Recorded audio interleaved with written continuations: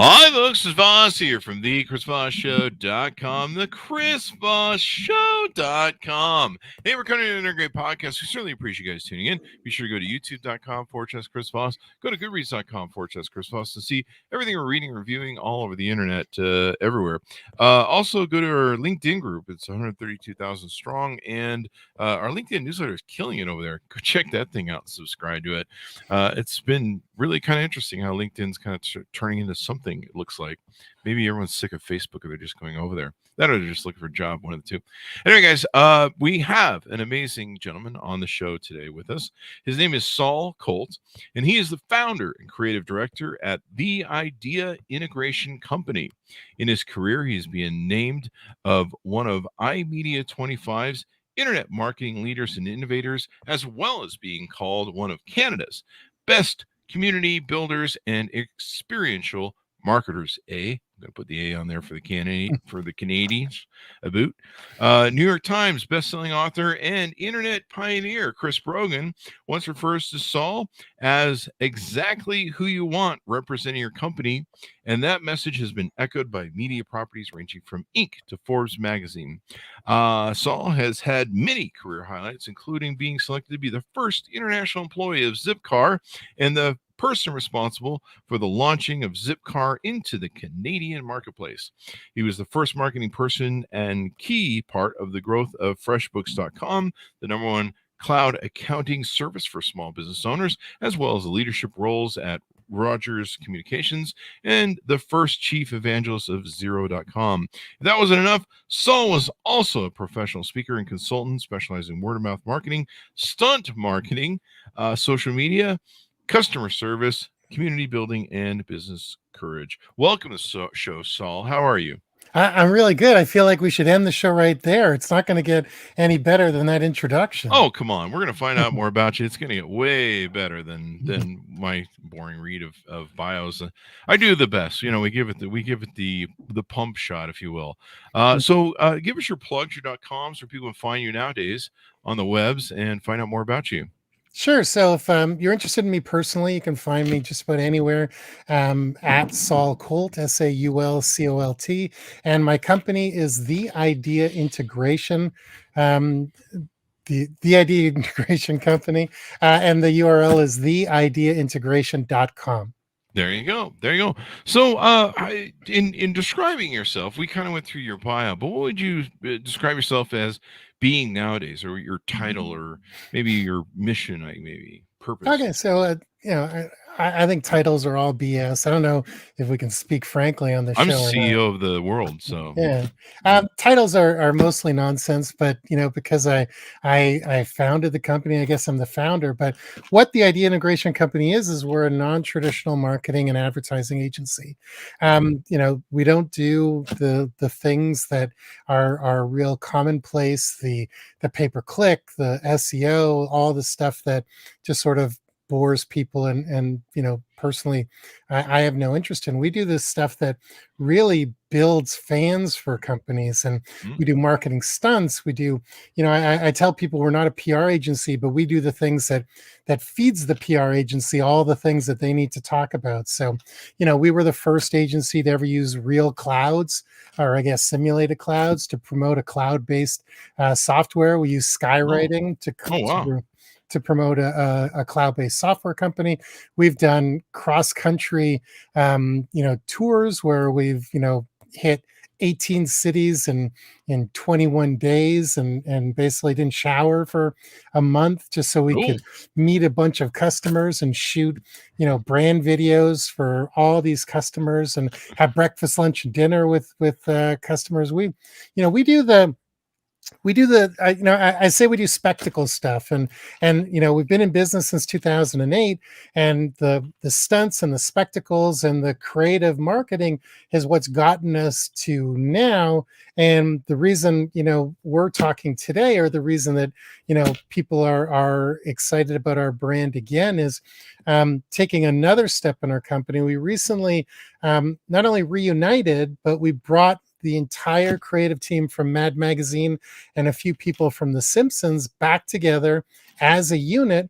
and they're now our in-house creative department, really, the backbone of our advertising agency.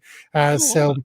So we're trying to, just like we've always done on the marketing side, get companies to step out of their comfort zone, do things that people really care about. On our advertising side now, we've got 21 of the absolute funniest, I call them professionally funny people, who have for the last 20 years skewered advertising and made it poke the stick at advertising, and now they're going to use everything they've learned on the satire side, and we're going to create some really, really interesting stuff for brave brands or brands that wish they were brave. That's awesome, man. I grew up reading Mad Magazine, and I loved it. In fact, I was heartbroken when I found it was being shut. There was closing or whatever it was. Yeah, so it was definitely. I like this term, stunt marketing. Is this where I get to throw an influencer off a cliff? Because I've got a few on my list. Yes, that'll be really good. Yeah. It'll be great for clicks and stuff. There I'm sure. Well, then prison, but possibly. But I don't know. I mean, some of them claim they can fly. Throw them off and see if they can fly. I don't know what that means. I'm just being funny. Don't do that, people. So this is pretty cool. It sounds like you got a really amazing team that you built around you. Now you've written some books, to my understanding, as well, haven't you? I haven't written books, but Okay. my work has been featured in 5 New York Times best-selling books. Oh, okay. So and what I like to do is, and I don't know if I've posted about this online. I've never actually asked any of the authors if they mind, but whenever I see a book that I'm in at an airport, when we used to go to airports, I would always sign the book and say, I didn't write this book, but there's words about me on page whatever, and I would put it back on the shelf so someone could think they're getting an autographed copy. Yeah, Joseph Jaffe, Chris Brogan have talked about you, Jay Bear, and I can't see some of the names with my old eyes. What are some ways that you work with clients? So if clients are out there, they know how to reach out to you, work with you. Do you work with influencers that are out there in the marketplace? These Instagram crowd, they're something else these days. Yeah, we don't do too much work with influencers. Our sweet spot is really either B2B, B2C companies, usually, and like we sort of specialize in what I call medium-sized companies. Like we've worked with Nike and eBay and Twitter, some giant companies, but our sweet spot is really that sort of mid-sized company. Maybe 20 to 100 employees. Maybe 50 million dollars and less in revenue and stuff like that. But how brands work with us is simple. Just you email us, you call us. We're pretty easy to find anywhere. Our process is very harmless. We have initial phone call. We do a bit of a fact finding mission, find out where your comfort level is with risk and shock and bold and all sorts of things, and then we go back to our secret hideaway, and we get some of the smartest, funniest people dreaming up crazy things for us to pitch you. And if you like something, you buy it. If you don't like it, we part ways as friends, and then we execute it, and everyone's happy. We've got a ridiculously high success rate because we execute our own stuff. And when you do word of mouth and when you do stunts and things like that, there's a lot of nuance to it. We did a stunt for a belt company, John Y Belts, JONWYE.com. Check them out. Best belts in the world, and John's a real nice guy. But we did a stunt for a belt company where we went to a very, very populated shopping mall at lunchtime, where the food court was packed, and the insight we had, or our kernel, our nugget of truth, as we like to call it, was that the belt is kind of like the forgotten fashion accessory. So we did a fashion show without permission in the food court of one of the busiest malls in Canada, where we ran one male and one female completely naked, just wearing belts. And we did a guerrilla fashion show in the food court. So when I say there's a lot of nuance in what we do, We had GoPro cameras covering every inch of the place. We had, people making sure we captured it all. We had plans as if we were going to get kicked out in 10 seconds, 20 seconds, 30 seconds. We had escape routes. We had everything. And what happened was we started our fashion show. Everybody noticed it. It wasn't like people were oblivious to it, but the security were so fascinated by seeing, a penis and a vagina that they just let us keep going. And after about 2-3 minutes, we didn't know what to do anymore because all of our plans said that we were going to be thrown out in 10 seconds. So we caught all of our footage, and we just sort of humbly packed up our fashion show, went to the editing table, and created an amazing piece of content. But there's so much nuance in what we do. When you're doing crazy stuff, it never goes as planned. But when you've been doing it long enough, you always sort of figure out how to make it work. That's pretty wild, man. I mean, who doesn't like seeing nude runway shows when you're having your Chick-fil-A there at the mall court? Exactly. They're usually pretty boring on there. So, seeing that, it sounds like you really tie in like a brand's sort of reputation or brand's name or what they do into a lot of the marketing you do. Yeah, so it's we want to be the place you go to when you want something memorable and a little bit of reverence. So our level of risk is very, very high, but my job isn't really to get the brand to come to my level of risk. It's to find out where the level of risk and the comfort level of the brand is and get them to just cross that line a couple steps. Mm-hmm. And hopefully once they see that the world didn't explode around them, the next one cross it a little more and across a little more. Because like right now is like, you've got a huge following. You've got, you've been doing this a long time, but I'm sure you've noticed that the internet is noisier now than it's ever been. So like any brand who's just going up to the line of, expectation is going to get lost. So like you always have to be pushing that line and pushing that line and pushing that line, but you want to do it in baby steps because you don't want to shock your customers and deliver something that's way out of their comfort zone too. But eventually you want to take them on a ride that brings them on a journey that, whether they realize it in the moment, that, they're really going to enjoy. Carl Reiner, the great, brilliant Carl Reiner, said that he used to have something called a refrigerator joke. And what it was he would tell an off-color joke. And in the moment, nobody would laugh or everyone would be uncomfortable. But when you're getting your orange juice or glass of water at midnight in front of the refrigerator, you get the joke and you start laughing inside the fridge. The refrigerator joke. That's probably why Carl Reiner was so brilliant. So what are some of the other things you've done? You tell us some other stories about some of the different adventures you guys have been on. So we've done so many things that it's I'm going to tell you something. A couple things we've done and a couple things that we wanted to do that we couldn't get away with. But because sometimes those stories are funnier. But we one of the things we take a lot of joy doing is disrupting conferences. And it's a great way. You've got all the 1,000, 2,000, 3,000 targeted people in a small space. We were hired to disrupt a conference in New Orleans.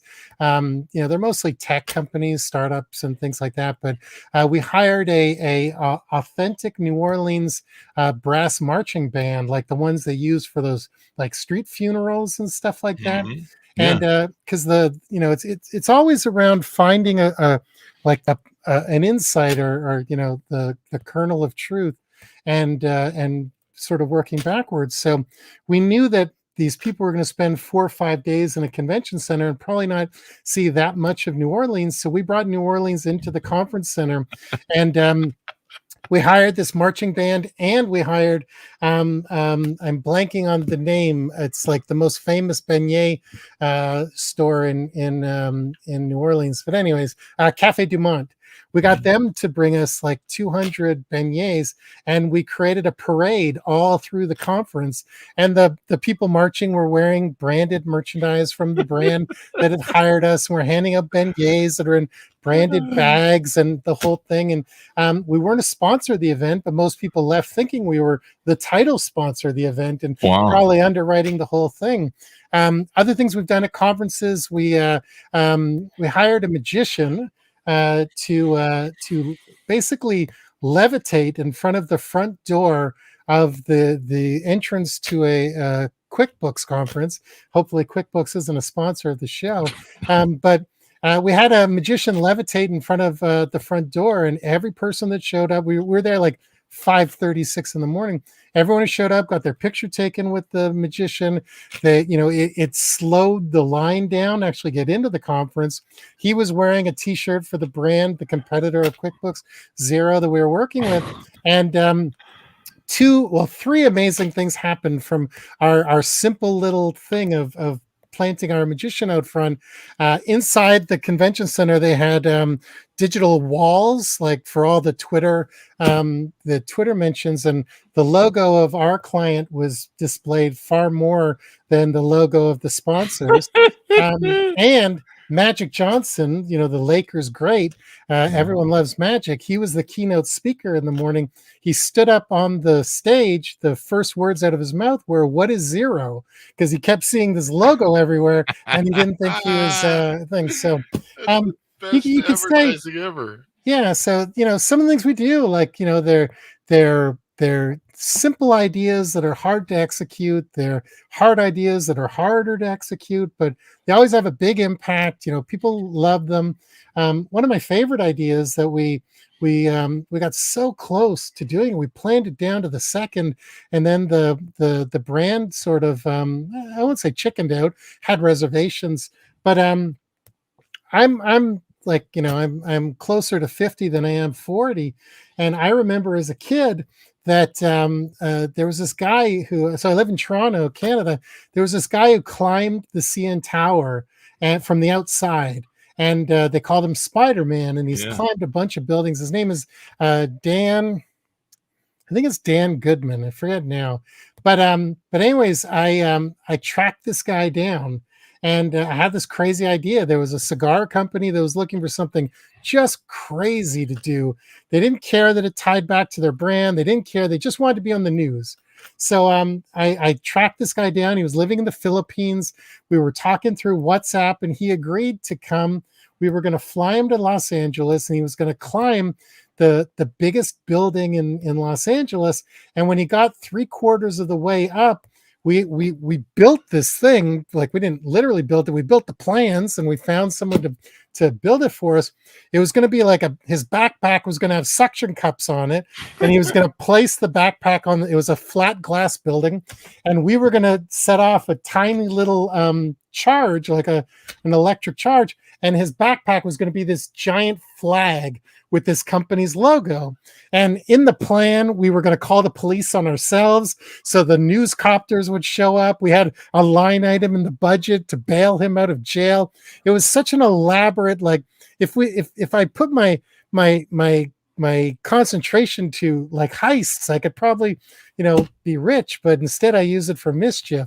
But we had this great thing, and then the client backed out, and I said, if I had the cash, I would have just done it myself, because it was just such a perfect plan. So if there's anyone out there who wants to see the flag on the highest building of Los Angeles, it's going to be spring soon. Yeah, like, it's, so just to be clear, we do tons of boring stuff too. We do, strategy documents and branding and logos and all that stuff. But, nobody invites me on podcasts and radio shows to talk about designing a logo. So, but I want to make sure people know it's not all, ice cream and lollipops. So pretty much anything that you can do with your brand and brand marketing, basically. Yeah. But our real area of expertise is that getting attention and having that attention drive sales. Everything has to come back to revenue, or people don't hire you again. Well, you make a good point. It is so noisy. It's hard to stand out. In the early days of Twitter, you know, it was easy to find people like yourself, myself, Chris Brogan, standing out on Twitter. There were very few people that were, I think it was like in the top 1,000 people on Twitter at the time before all And the we were stars all went out. talking about what we ate for lunch. Yeah, taking pictures. I still do that. Take pictures of when if it's good. I do it. I don't do it. Oh, well, I probably am narcissistic in some way. I mean, let's admit to that. My audience right now is he's narcissistic. The and they're probably right, but I do it to just ruin people's diets. I'm like, if I'm gonna eat this and it's bad for me, I'm sharing it with you. And then I like to share like my burger photos and ice cream photos, like about 9 or 10 o'clock when people are crawling into bed, and they're just like, oh, for hell's sakes. For hell's sakes. It's a I don't know, common suffrage or something. I don't know what you call it. So there you go. Well, it sounds like you guys have done some really fun things over there in different services. I love this team that you've assembled. Was it hard to assemble a team of, you know, the people from Mad and The Simpsons? So I can't take a lot of credit for getting them all together. The way it all happened was I've been friends with Bill Morrison for many years. Bill was he's worked on The Simpsons for 20 years. He was the right hand man of Matt Groening, and Bill was the final editor in chief at Mad Magazine. He left The Simpsons to go take over the top job at Mad, and Bill and I, not best friends, but we've been friends for a long time, and our relationship was such that anytime I was in LA, just sort of we'd go for lunch and just catch up. Maybe we'd see each other once every couple of years. Well, about 7 months ago, Bill was in Toronto for a comic book show, and I saw he was in town on social, and I texted him and I said, "Would you like a home cooked meal?"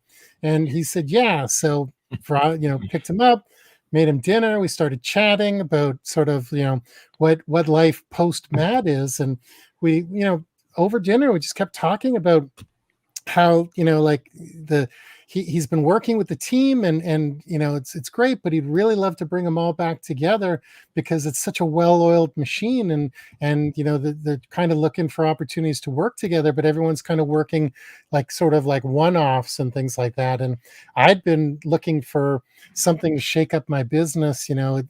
Been going strong since 2008, but COVID was devastating for us in a lot of ways. So wanted to really shake things up and do something very different. And like I keep preaching to my clients, you got to do something that scares you. I hadn't really done anything personally that had scared me in a couple of years, and this seemed like such a good fit. But also it's scary. Like I'm all in on this personally. Self-finance through the company. There's no outside investors. There's no raise or anything like that. So we're going all in, and I'm either gonna, be bankrupt or live comfortably, lower middle class for the rest of my life. But we're gonna do some incredible work for people, and like there's something. And I don't deserve pats on the back or anything like that. We haven't figured it all out yet, and we're sort of figuring it out as we go along. But these are some of the most talented people I've admired forever. And it's if there's any way I can help them or add a little shine or make sure they're fed and happy, that's something I take I'm very proud of. I don't own Mad Magazine.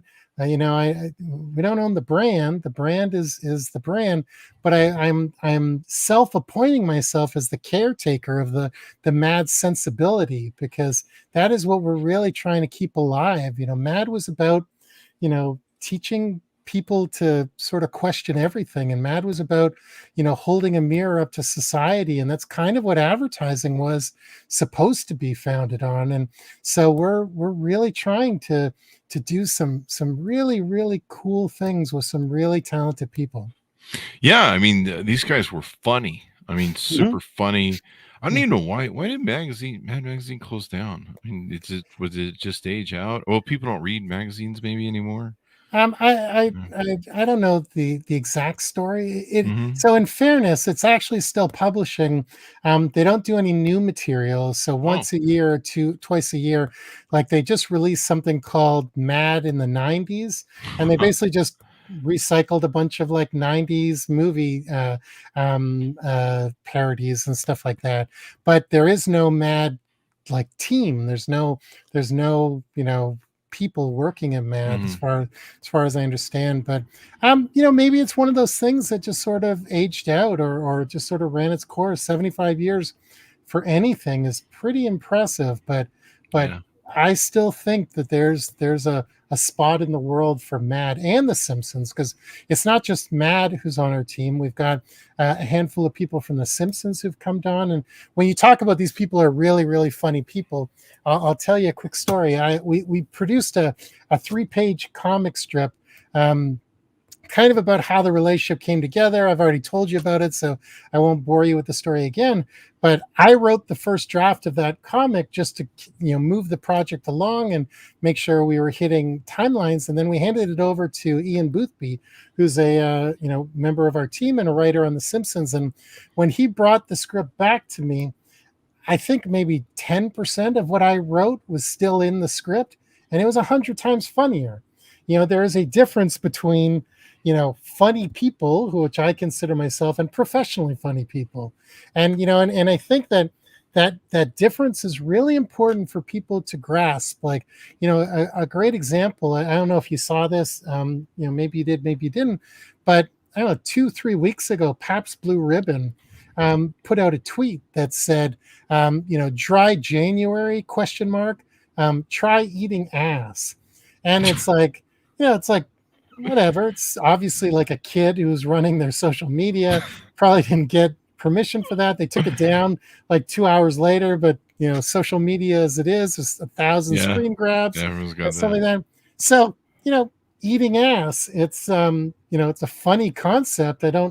I would never suggest a brand associate themselves side by side with licking assholes, but that's what comes with being professionally funny. You don't have to go to the lowest common denominator. You'll find the insight and put out something that doesn't need to be removed in shame and people lose their jobs. You've given me I've been developing a cinnamon company for cinnamon buns, and you've given me a new name for it. There you go. Eating ass. So Eating that would be. Mhm. What do you have in there? I'm a cinnamon bun. Where's it from? Eating ass. What? What's going on? I don't know. Yeah, it's interesting, but no, I like how you take things to that umpteenth level, because you have to stand out. It's so hard to get traction. It's so hard to get noise. Like my inbox is filled with 20 billion PR agents. Will you write about this? Will you write about that? Will you write about this? It's like, dude, if I had time to write about everything, like, I would be freaking rich.